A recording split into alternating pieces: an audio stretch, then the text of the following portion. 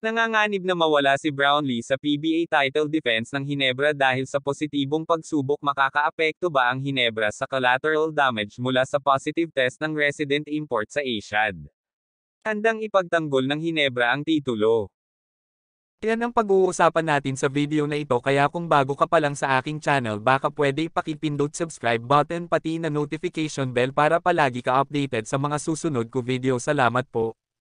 Ang pagbabalik ni na import Justin Brownlee, Scotty Thompson, Japet Aguilar at Jamie Malonzo, gayon din ni Coach Tim Cone, mula sa Gilas Pilipinas Saint ay inaasahang magpapalakas sa Barangay Hinebra, na magdedepensa sa kanyang title defense sa Commissioner's Cup kapag ang PBA Season 48 magbubukas sa 5 ng Nobyembre. Mag-ipon para kay Malonzo, na naglaro lamang noong 2023 FIBA World Cup, si Brownlee at co. ay magmumula sa Asian Games Basketball Gold Medal finish sa Hangzhou, China. Si L.A. Tenorio, na nagsilbi rin bilang isa sa mga katulong ni Cone, ay babalik sa kanyang pinakahihintay mula nang gumaling mula sa colon cancer. Pinuri ni Hinebra assistant coach Richard Del Rosario, na nagsilbi bilang lead deputy ni Cone sa Gilas, si Olsen Reisla at ang strength and conditioning coach na si Kirk Clear sa pagtiyak na ang Gin Kings ay mananatiling maayos sa offseason.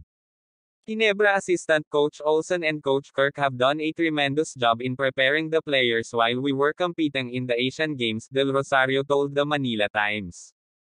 Umiskor ang Hinebra ng 102 hanggang 79 panalo laban sa San Miguel Bears sa kanilang tune-up match ilang araw ang nakalipas, kung saan ang bagong nakuhang guard na si Maverick Ahanmisi ay nag-ambag ng 11 puntos, 8 assist at 3 rebound para sa kanyang bagong koponan. The guys are in good shape and we are using this time to really integrate the new guys, Ahanmisi, Donald Gamaro and Ralph Cook with the system and culture of the team, shared Del Rosario. Inaasahan naming maibalik ang lahat para makapag-focus kami sa mahirap na gawain sa hinaharap. Tuwang-tuwa rin ang veteranong guard na si Nard Pinto, dahil alam niyang ang pagbabalik ng Brownlee and Co., gayon din ang inaasahang pagbabalik ni Tenorio, ay magdadala ng enerhiya sa panig ng Hinebra na naghahanap upang mapanatili ang korona ng Commissioner's Cup. Excited kami, lalo na't nagdagdag kami ng isa pang solidong guard na alam naming makakatulong sa team, said the 32-year-old Pinto. Napansin din ng energetic na Pinto na ang PBA fans for sure, looking forward to see Tenorio back in the Hinebra uniform.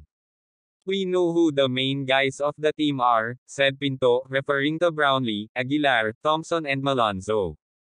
Masaya at excited din kami sa pagbabalik ni Kuya, L.A. Hindi lang ang Hinebra fans pati ang buong PBA fans ay inaabangan ang pagbabalik ni Kuya L.A. Sabi ni Del Rosario, baka ang Gin Kings ang mga paborito sa Commissioner's Cup, ngunit mangangailangan ito ng pagsusumikap, kung isa sa alang-alang ang mataas na kalibre ng mga import na nakatakdang palakasin ang iba pang mga koponan sa liga. Huwag mo kalimutan mag-like and subscribe sa aking channel. Maraming salamat po.